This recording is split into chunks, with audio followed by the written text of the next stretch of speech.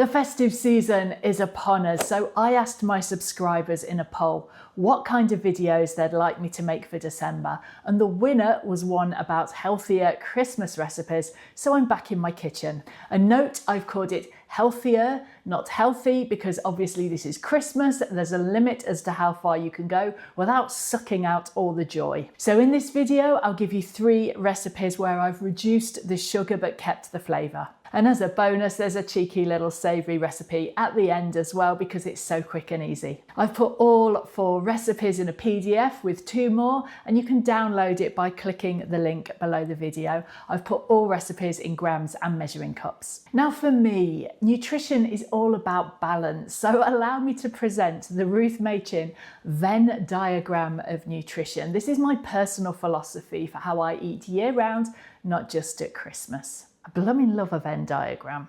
Now there's a sweet spot, and my approach for getting there is twofold. Number 1, eat the nutritious stuff most of the time. So if pushed for a number, I'll say around 80%, and leave some space for the things you enjoy. And number 2, make more nutritious versions of the foods you enjoy.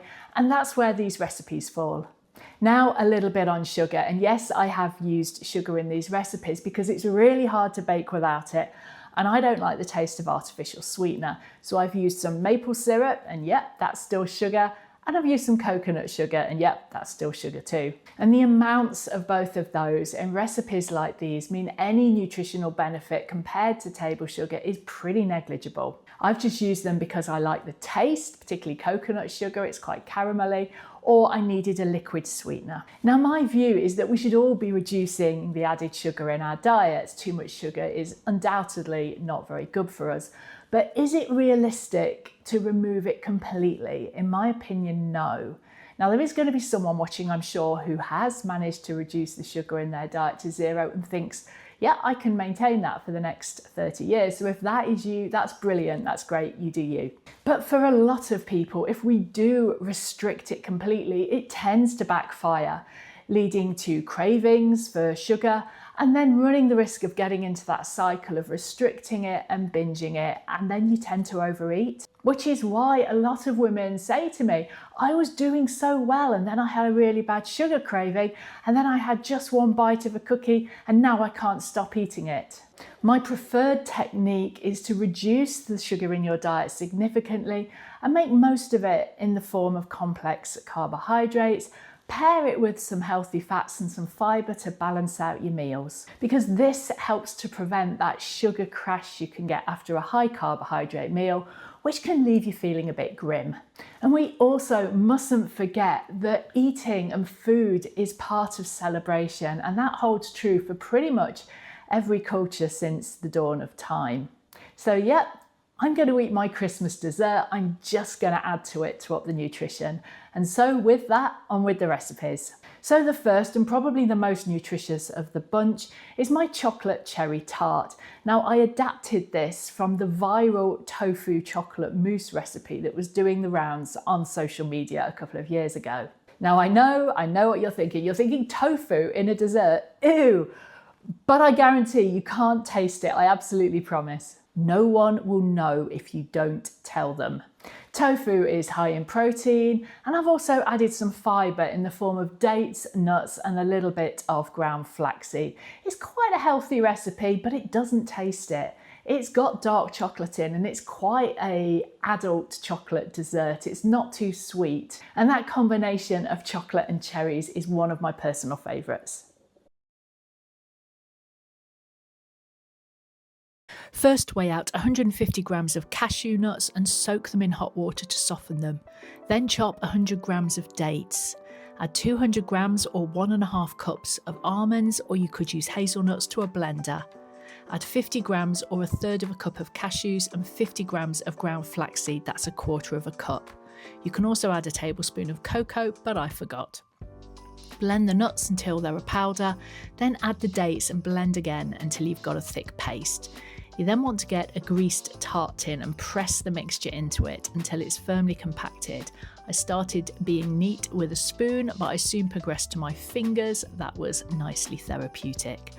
Then that goes into the oven at 160 degrees, which is 320 degrees Fahrenheit, for 15 minutes. So next you need to melt 100 grams of dark chocolate, go for 75% or higher. You could use a microwave, but I worry about burning it, so I use a bain-marie, so bowl in a saucepan of simmering water. If anyone, by the way, knows why it's called a bain-marie, then a virtual gold star for you. I mean, it translates as Mary's bath, but who was Mary? Anyway, as you've seen, you need a packet of silken tofu to make the topping. Use silken, that's the soft squishy one, not the blocks of firm tofu. You then want those drained cashew nuts from earlier and add those together with 4 tablespoons of maple syrup and the melted chocolate, and then that all goes back into the blender.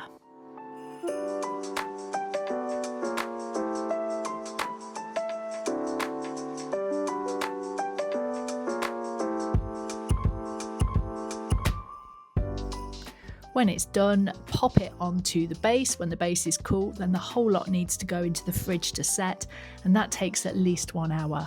I like fruit on the top, any will do, but I like cherries, so I heat a pack of the frozen ones until they start to thicken slightly. You don't need to add anything, just straight out the freezer. And that goes on the top, and voila, you're done. So next up, we've got a trifle and more chocolate because it's Christmas. So I asked the internet, do Americans know what trifle is? And the answer reassuringly was yes, although apparently in some parts of the States you call it the tipsy parson. Is that true? I really do hope it's true, because honestly it's like the best thing I've heard this week. And for anyone not in the trifle club, it's a layered dessert with sponge, fruit, custard and whipped cream on top. Now, trifle is a perennial Christmas favourite here in the UK, and there is a source of some debate as to whether there should be an additional jelly layer in there as well. And by jelly, I mean jello, as opposed to what Americans call jelly and we call jam. And I'm in the minority. I don't like jelly in a trifle. If you think I'm wrong, come tell me in the comments, but you're going to have to work really hard to convince me.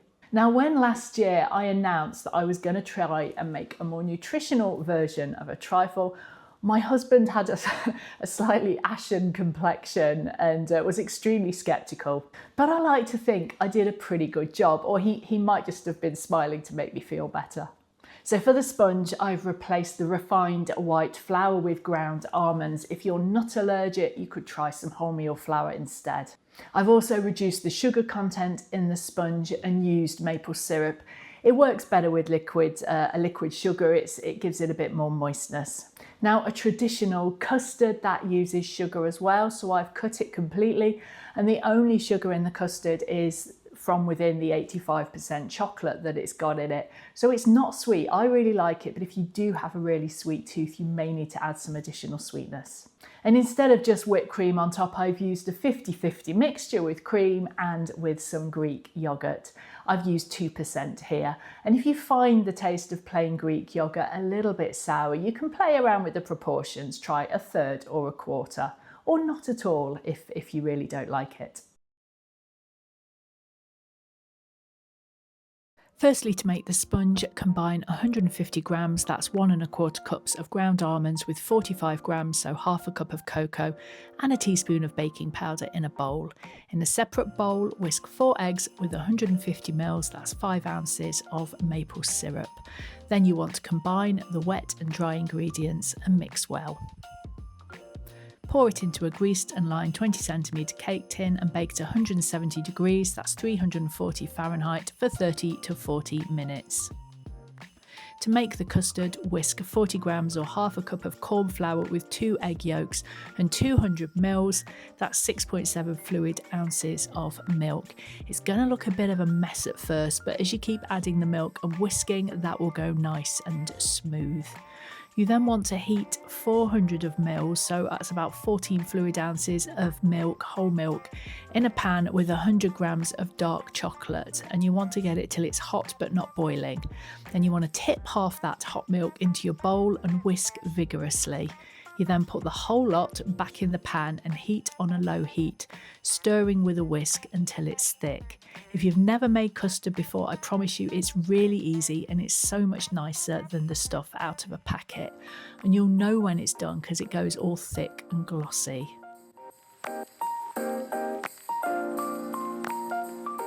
So tip it in a jug to allow it to cool, and can we just appreciate that chocolatey goodness for a minute? Then you want to whisk 300 ml or 10 fluid ounces of whipping or double cream, I think you call it heavy cream in North America, until you get soft peaks. Then stir in 300 grams, so that's 10 ounces of Greek yoghurt. Then comes the fun bit, so assembling your layers. So the cake, cut it into cubes at the bottom, followed by some fruit, then the custard, then the cream. You do need quite a big bowl, it's a bit of a monster. You traditionally would put some booze over the sponge. I've used amaretto because we had an ancient bottle in the cupboard, that's all we had. Traditional is sherry. And then to finish it off on the top, I just scattered some chopped almonds. And now, of course, we have an absolutely massive trifle to eat, and we're going away tomorrow for a few days. So when we're done filming, I'm going to go round and see if the neighbours want to share this. And finally, it wouldn't be Christmas without a cake. I'm not a fan of the traditional English fruit cake that we have here at Christmas, although I do like a German Stollen. So this is an alternative, and honestly, it tastes like the Mediterranean in cake form because it contains oranges, pistachio nuts and olive oil. And instead of that white flour, I've used a mix of ground almonds, ground pistachios and polenta. Now, nuts are great and I often use them in my baking. They combine fibre and some heart healthy fats. And the Predimed trial showed that a Mediterranean diet with consumption of olive oil and nuts reduced your chances of having a heart attack and a stroke. So first, zest one orange, and I feel like a proper adult for owning a citrus zester. You then need the juice of 2 oranges. Note that bowl of green stuff in the top left-hand corner, that will become relevant. You then put the juice and the zest in a bowl and set it aside. You then want 3 eggs in a bowl and whisk them until they become bubbly.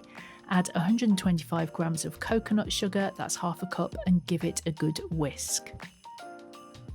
And wait for it. Wait for it. There's a puppy nose investigating what's going on. Now add 125 ml of olive oil into the mix, that's 5 fluid ounces. Now at this point, proceedings were interrupted by Jerry playing with a cardboard box and getting a rolled up sticky label caught in his paw fur. It needed removing slowly and carefully so not to hurt or distress him. So I forgot to hit record when I mixed in the dry ingredients. I mixed in 150 grams of ground almonds, that's 1 1/4 cups, 100 grams or 3/4 of a cup of ground pistachios, and 100 grams of polenta, which is 2/3 of a cup, with 1 teaspoon of baking powder. Pop it into a greased and lined cake tin and scatter some chopped pistachios over the top. Bake at 160 degrees or 320 Fahrenheit for 30 to 40 minutes. I ate it with some Greek yogurt and berries. So we've gone through my 3 festive reduced sugar desserts. And now time for that savoury recipe I promised you. And this one is really quick and easy, and it's a smoked salmon mousse. And this one's quite nice in the evening on Christmas Day when you just want a little bit of a snackette. And I've upped the fibre in this recipe by adding some cannellini beans, and I promise you can't taste them, with the flavours of the lemon, the dill and the smoked salmon. It's really nice and no one will know it's got hidden beans in it. And this one is so easy. So chop 100 grams of smoked salmon, which is 3.5 ounces, and a handful of herbs, so I used dill.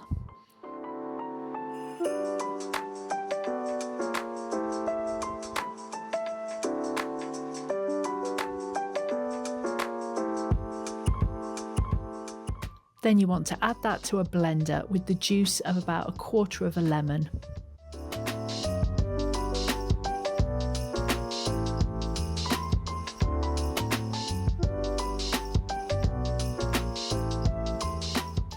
Add 100 grams of drained cannellini beans on 1 large tablespoon of soft cheese with a little black pepper.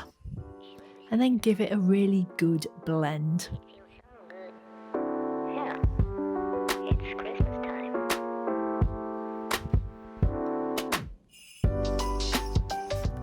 I had a good dollop of it on some seeded wholemeal sourdough toast for my lunch.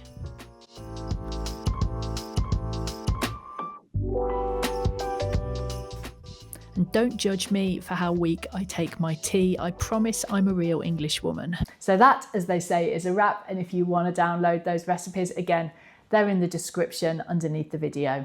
It'll ask you if you want to subscribe to my newsletter every Friday. In that, I discuss health, consistent habits and food for women over 50. And if you're not interested, just don't tick the box. Come back and let me know how you get on. And if you want to know more about balancing meals so they keep you feeling full and satisfied, I'll leave a video here and I'll see you there.